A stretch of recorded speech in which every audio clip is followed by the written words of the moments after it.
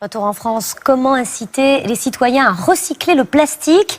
Mettre de grandes poubelles vertes à plus de 500 mètres de chez eux n'est parfois pas très concluant. C'est pourquoi une start-up a créé un système de points pour récompenser les bons élèves dans des quartiers de Marseille où le recyclage ne prenait pas vraiment. Et cela fonctionne. Reportage Saada Souban et Martin Lavielle. On peut mettre dans mon sac yo-yo uniquement les bouteilles en plastique transparentes. Depuis 4 mois, cette famille du quartier de Valplan-Bégude à Marseille a pris de nouvelles habitudes. Le tri s'est invité dans la cuisine. Dans ce sac orange, des bouteilles d'eau, des bouteilles de jus, tout ce qu'on utilise au quotidien. Je mets 3 semaines à le remplir en fonction de combien de bouteilles j'utilise au quotidien. Un geste éco-responsable simple que Lamia Ibn Atia ne faisait pas. En cause, une borne de tri saturée, située à 600 mètres de son domicile. Trop loin, trop contraignant pour la mère de 4 enfants. C'est dommage qu'il n'y a pas assez de bornes de tri dans les quartiers. Moi aussi, c'était trop loin, donc je pouvais pas. J'avais pas envie. Et voilà. Et maintenant, j'ai envie. Si cette famille a envie de trier ses bouteilles en plastique, c'est qu'à chaque sac rempli, elle est récompensée. Pourquoi ça te fait plaisir de faire ça? Parce qu'on gagne des points. Des points qui transforment le tri en jeu et qui sont convertis en activités sportives ou culturelles. Je sais qu'un sac, c'est égal à 125 points.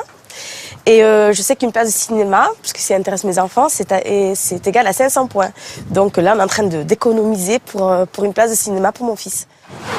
C'est un partenariat entre une entreprise privée, Yo-Yo, et le centre social du quartier qui permet de transformer les bouteilles plastiques en cadeaux culturels. Et donc là, on a en partenariat avec ce cinéma. On a aussi le festival Mars Attack. Ou en cadeaux matériels. Notamment des gourdes qui sont fabriquées en France, en plastique recyclé. Des brosses à dents et des pailles en bambou. Des petits cendriers aussi. L'entreprise, mandatée par les bailleurs sociaux ou les collectivités, intervient dans les zones où le tri est peu développé. Pour sa représentante marseillaise, certaines populations ne se sentent tout simplement pas concernées. Le tri, c'est pas forcément une priorité et souvent ces populations-là, ce sont celles qui n'ont pas forcément en premier l'information sur le tri des déchets. Mais nous, ce qu'on voit chez Yo-Yo, c'est qu'à partir du moment où il y a l'information et le dispositif d'accès qui va avec, et n'importe qui est capable d'aller faire le tri et de développer des réflexes et de développer une conscience écologique. Pourtant, ici, les déchets sauvages jonchent toujours le sol. En 15 mois d'action à Marseille, Yo-Yo a récolté 13 tonnes de bouteilles en plastique. Bonjour. La conscience écologique se développe timidement. Je viens déposer mon sac yo-yo. La récompense reste la première motivation. Je voudrais savoir combien de points j'ai. Ce matin-là, certains apportent des centaines de bouteilles.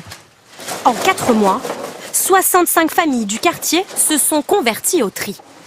C'est un amusement avec les petits, les premiers temps, et après c'est devenu un passe-temps. Voilà. Avant l'arrivée de Yo-Yo, moins de 14% des déchets étaient recyclés dans ce quartier. Une fois collectées, les bouteilles sont envoyées vers un centre de valorisation. Jetées dans la nature, elles mettent jusqu'à 1000 ans pour se dégrader.